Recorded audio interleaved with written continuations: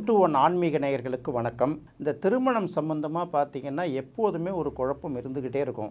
ராசிக்கு ராசி எடுக்கிறதா, நட்சத்திரத்துக்கு நட்சத்திரம் எடுக்கிறதா, இப்படியெல்லாம் அந்த செவ்வாய் தோஷம், நாகதோஷம், இப்படி பல விஷயங்களை சொல்லிட்டு வந்தால் கூட இப்போ நிறைய பேர் என்ன செய்கிறாங்கன்னா, ஒருத்தவங்களுடைய ஜாதகத்தை எடுத்துகிட்டு அவங்களுடைய நட்சத்திரத்தை எடுத்துக்கிட்டு பெண்ணாக இருக்கிற பட்சத்தில் எந்தெந்த நட்சத்திரத்துலேருந்து எனக்கு மாப்பிள்ளை அமைஞ்சால் நல்லது, அதே ஆணாக இருக்கிற பட்சத்தில் எந்தெந்த நட்சத்திரம் உள்ள பெண் அமைஞ்சால் நல்லது அப்படின்னு ஒரு கேள்வி கேட்டிருக்காங்க. இந்த கேள்விக்கு தெளிவான பதில் சொல்ல முடியாது. ஏன்னா ஒரு நட்சத்திரத்துக்கு தாராபலன் அப்படிங்கிற ஒரு சப்ஜெக்ட் நம்ம ஆல்ரெடி பேசியிருக்கோம். அதாவது ஒரு நட்சத்திரத்துலேருந்து 2, 4, 6, 8ஆம் வரிசை, 9ஆம் வரிசை, 2வது வரிசை, 4வது வரிசை, 6வது வரிசை, 8வது வரிசை, 9வது வரிசை, இந்த வரிசையில் உள்ள நட்சத்திரங்கள் எல்லாம் ஒரு நட்சத்திரத்துக்கு ஃபேவராக இருக்கும். மற்றபடி பார்த்திங்கன்னா இந்த 3, 5, 7வது வரிசையில் உள்ள நட்சத்திரங்கள்லாம் வதை நட்சத்திரம், அது நமக்கு மிகப்பெரிய அளவுக்கு பொருத்தமாக இருக்காது அப்படிங்கிற ஒரு விஷயத்தை நம்ம ஆரம்பத்திலே இந்த தாராபலம்னா என்ன, வதை பலம்னா என்ன, இதை உங்களுக்கு உகந்த நட்சத்திரம் எது அப்படிங்கிற தலைப்பில் ஒரு 4-5 மாதத்துக்கு முன்னாடியே பேசியிருக்கோம். இது அடிப்படை ஜோதிடம் தான் இருந்தாலும் திருமண விஷயத்துக்கு இது எங்கேருந்து எடுக்கிறோம் அப்படின்னு பார்க்கும்போது, ஒரு பெண்ணுக்கு ஆரம்ப காலத்தில் திருமணம் பண்ணும்போது இந்த பெண்ணோட நட்சத்திரத்தை முதல் நட்சத்திரமாக வச்சு அதிலேருந்து ஆண் நட்சத்திரம் அந்த பெண்ணுக்கு தாராபலமாக வருதா அப்படின்னு பார்க்குறது. அதாவது 10 பாயிண்டில் அது ஒரு பாயிண்ட், அவ்வளோதான். வெறும் நட்சத்திரத்தை மட்டுமே வச்சு பொருத்தமாக பார்க்கறது எப்போதுமே சரி வராது. இப்போது நம்ம ஏற்கனவே சொல்லியிருக்கோம் இல்லையா, முதல்ல மணப்பெண் மணமக்களுக்கு ஆயுள் பொருத்தம் எப்படி இருக்குது, ஆயுள் எப்படி இருக்குன்னு பார்க்கணும். அதுக்கப்புறம் அவங்க 2 பேரோட ஜாதகத்திலையும் குழந்தை செல்வங்கள் இருக்குதா அப்படின்னு பார்க்கணும். 3வது பார்த்திங்கன்னா திருமணமான பிறகு விவாகரத்து நடக்கக்கூடிய திசாபுத்திகள் நடக்குமா, அப்படி வந்தால் அதுக்கு என்ன பண்ணுறது அப்படிங்கிறத பார்க்கணும்.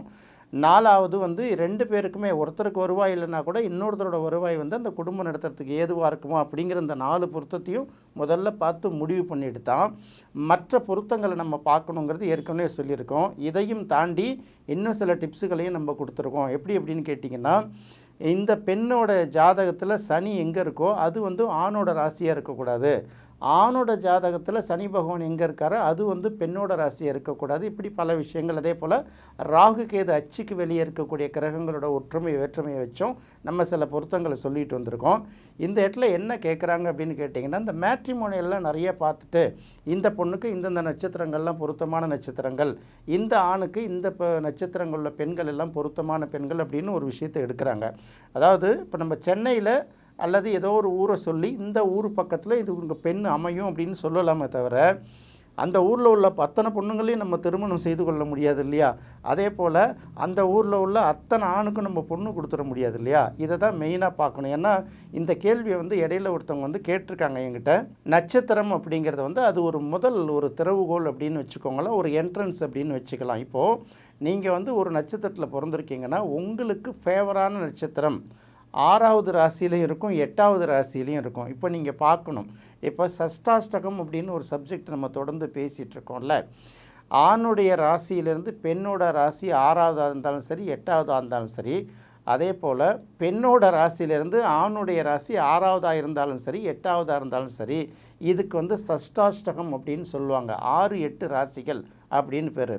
உங்களுக்கு இப்போ நாம் சொல்லக்கூடிய நட்சத்திரங்கள் அந்த இடத்துல அந்த ராசியில் இருந்ததுன்னா அது எந்த அளவுக்கு பொருத்தமாக இருக்குங்கிறது கிட்டத்தட்ட பொருத்தமாக எடுக்க வேணாம். ஏன்னா சஷ்டாஷ்டக ராசிகள் இணைந்து செயல்படுவது எங்கே அப்படின்னு கேட்டிங்கன்னா, லாப நோக்கம் இல்லாத அப்படி பொது சேவைகளுக்கு 2 சஷ்டாஷ்டக ராசிகள் சேர்ந்து செயல்படலாம். திருமணம் அப்படின்னு வரும்போது என்னதான் ஒரு இணக்கமான அன்பு, நெருக்கம், அந்யோன்யமான இருந்தால் கூட பொருளாதார முன்னேற்றத்தை சில நேரங்களில் கையை வச்சிடுது. அதனால் இந்த 6, 8வது ராசிகள் வரும்போது ரொம்ப பார்த்து செய்யணும். ஏன்னா இது எதுக்கு நான் சொல்ல வரேன்னா, இங்கேயும் உங்களுக்கு நம்ம சொல்லக்கூடிய ஒரு நட்சத்திரம் உங்களுக்கு தாராபலம் நட்சத்திரத்தில் பார்த்திங்கன்னா இந்த 6வது ராசி 8வது ராசியில் மாட்டிக்கிறதுக்கு அதிகமாக வாய்ப்பு இருக்குது. அதனால் வெறும் நட்சத்திரத்தை மட்டும் வச்சு இந்தந்த நட்சத்திரங்கள் உள்ள மணமகனை தேர்ந்தெடுக்கலாம் அப்படின்னு நினைக்கக்கூடாது. திருமணத்துக்கு பார்க்க வேண்டியது உண்மையிலே ஜாதக பொருத்தம் தான் பார்க்கணும். இதை நீங்கள் ரொம்ப தெளிவாக முடிவு பண்ணிக்கணும். அப்போ பெண்ணோட ஜாதகத்தில் ராசி, நட்சத்திரம், லக்னம்லாம் ஒரு பக்கம் இருக்கட்டும். அடுத்தது ஜாதக பொருத்தம் பார்க்கும்போது ஒரு பெண்ணோட ஜாதகத்துக்கு ஒரு 10 ஆணோட ஜாதகம், 15 ஆணோட ஜாதகம் பொருத்தமாக வரும். அதாவது நான் சொல்கிறது ஒழுங்காக பொருத்தம் நல்லா பார்க்கக்கூடிய ஜாதகர்களை. ஆனால் இந்த 10 ஜாதகத்தையும் இந்த 10 மணமகனுக்கு ஒரு பெண்ணை கொடுக்க முடியுமா? அதே போல் ஒரு ஆணோட ஜாதகத்துக்கும் ஒரு 10-15 பெண்ணோட ஜாதகமும் ரொம்ப பொருத்தமாக வரும். அதனால் இந்த 10-15 பொண்ணையும் கல்யாணம் பண்ணிக்க முடியுமா? முடியாது. அப்போ யாருக்கு யார் அப்படின்னு தீர்மானிக்கிறோம்ல, இன்னாருக்கு இன்னார் என்று எழுதி வைத்தானே தேவன் அன்று அப்படின்னு சொல்கிறாங்கல்ல. அப்போ யாருக்கு பெண் யாருக்கு ஆண் எப்படி தீர்மானிக்கப்பட்டதுங்கிறத பார்க்கும்போது இந்த இடங்களில் தான் ஜாதக பொருத்தத்தை பார்க்க வேண்டியதாக இருக்குது. நெல்லை வசந்தன் ஐயா அவர் ஒரு சிறப்பான வழியை எடுத்து வச்சுருப்பார். எப்படின்னா, பொண்ணோட பெயர் அந்த பையனோட ஜாதகத்தில் இருக்கா அப்படின்னு பார்ப்பார். ஏன்னா இது பேரை நீங்கள் பார்க்க தெரிஞ்சவங்களுக்கு தான் இது ஓகே. என்ன கிரகத்துக்கு என்ன காரகத்துவம்னே தெரியாதவங்க நிறைய பேர் இதுக்கு இந்த பேர் அதுக்கு இந்த பேர்னு பேசிகிட்டு இருப்பாங்க. இன்னும் சில பேர் பார்த்திங்கன்னா, சரவணன்னு பேர் இருந்தாலே 2 பொண்டாட்டின்னு பேசுகிற ஆட்கள்லாம் இருக்குது. சரவணன் அப்படின்னு பேர் இருந்தால் 2 பொண்டாட்டின்னா, ராமன் அப்படின்னு பேர் அத்தனை பேரும் ஏகபத்தினி விரதமாக இருப்பாங்களா? கிருஷ்ணர் அப்படின்னு பேர் வச்சா கோபியர்களோட வலம் வந்து கொண்டு இருப்பாங்களா? இப்படியெல்லாம் நம்ம பேசக்கூடாது.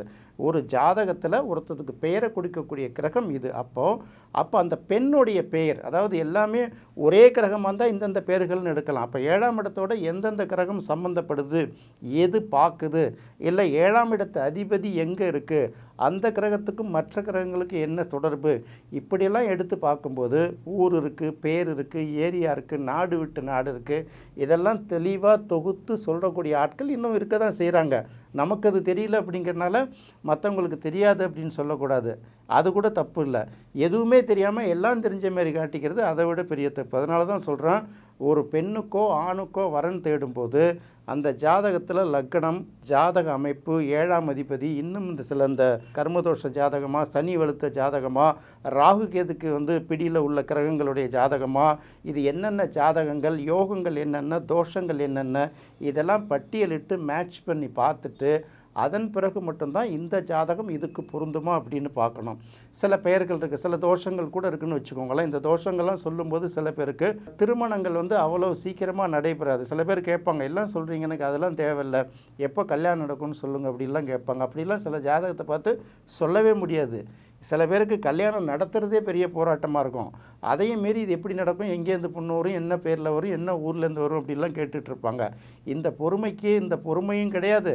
2வது, இந்த திருமணத்தை செய்து வைக்கிறது இருக்கு இல்லையா, இது பார்த்திங்கன்னா யாரை கேட்டாலும் பார்த்திங்கன்னா 100 பேரை சந்தித்து கேட்டிங்கன்னா 97 பேர் 98 பேர் பொருந்தாத ஜோடின்னு தான் சொல்லிகிட்டு இருப்பாங்க. ஆனால் குடும்பம் நடந்துகிட்ருக்கும், அது வேறு விஷயம். அதற்கு தகுந்த மணமகன் மகளை தேர்ந்தெடுக்கிறது இருக்குல்ல, இது கைதேர்ந்த ஜோதிடரால் தான் சொல்ல முடியும். நாம் இது சொல்ல முடியாதுன்னு தான் சொல்கிறோம் தவிர, ஆனால் அதுக்கு இல்லை அப்படின்னு சொல்லவே இல்லை. அப்படி பார்க்கும்போது இந்த ஒரு நட்சத்திரத்தை வச்சு இதுக்கெல்லாம் இது ஃபேவரான நட்சத்திரங்கள், அதுதான் நம்ம சொல்லிட்டோம் தாராபல நட்சத்திரம்னு.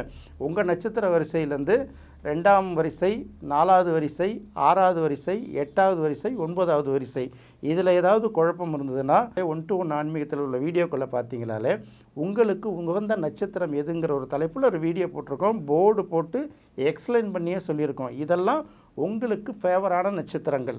அது மாதிரி உங்களுக்கு எதெல்லாம் ஒத்து வராதுங்கிற நட்சத்திரங்களை தனியாக பிரித்து சொல்லியிருப்போம். ஆனால் இந்த ஒத்து வரக்கூடிய நட்சத்திரங்களுடைய அத்தனை மணமகனுடைய ஜாதகமோ அல்லது அந்தந்த நட்சத்திரங்களில் உள்ள பிறந்திருக்கக்கூடிய பெண்ணோட ஜாதகமோ திருமணத்துக்கு கரெக்டாக பொருத்தமாக இருக்கும்னு முடிவு பண்ணிங்கன்னா அது மிகப்பெரிய அளவுக்கு தவறாக முடியுங்கிறதுனால வெறும் நட்சத்திரத்தை மட்டும் வைத்து, நட்சத்திர பொருத்தத்தை மட்டும் வைத்து திருமண பொருத்தம் பார்த்தால் அது மிகப்பெரிய அளவுக்கு வெற்றியை கொடுக்காது, தோல்வியில் தான் முடியுங்கிறதுனால ஜாதக பொருத்தத்தை மட்டுமே பார்க்கணும். அதுக்கு என்னென்ன கேட்டகரி, என்னென்ன பேராமீட்டருங்கிறது நான் இந்த வீடியோவில் ஏற்கனவே சொல்லியிருக்கேன் இல்லையா, அதை மட்டுமே வச்சு முடிவு பண்ணுங்கள். தயவுசெய்து இந்த மாதிரி எனக்கு எந்தெந்த நட்சத்திரம் ஃபேவரான நட்சத்திரம்னா கேட்டிங்கன்னா நான் சொல்லிடலாம். ஆனால் எந்தெந்த நட்சத்திரங்களில் மாப்பிள்ளை பார்க்கலான்னு கேட்டிங்கன்னா சொல்ல முடியாது. ஏன்னா நான் சொல்கிற ஒரு நட்சத்திரத்தை பிடிச்சி வச்சுக்கிட்டு நீங்கள் தானே சொன்னீங்க இந்த நட்சத்திரத்தில் பார்த்தோம் இந்த மாப்பிள்ளை ஒத்து வரல, இந்த பொண்ணு ஒத்து வரலன்னு சொல்லுவாங்க. திருமணம்ங்கிறது ஆயிரங்காலத்து பயிர் இல்லையா, அதை உடனே நினச்ச மாதிரிலாம் மாற்றிக்க முடியாது. அதனால் ஜாதக பொருத்தங்களை பார்த்து முடிச்சுட்டு திருமணம் செய்யுங்க.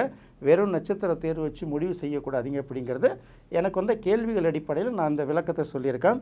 மீண்டும் இன்னொரு சுவையான நிகழ்ச்சியில் சந்திப்போம். நன்றி, வணக்கம்.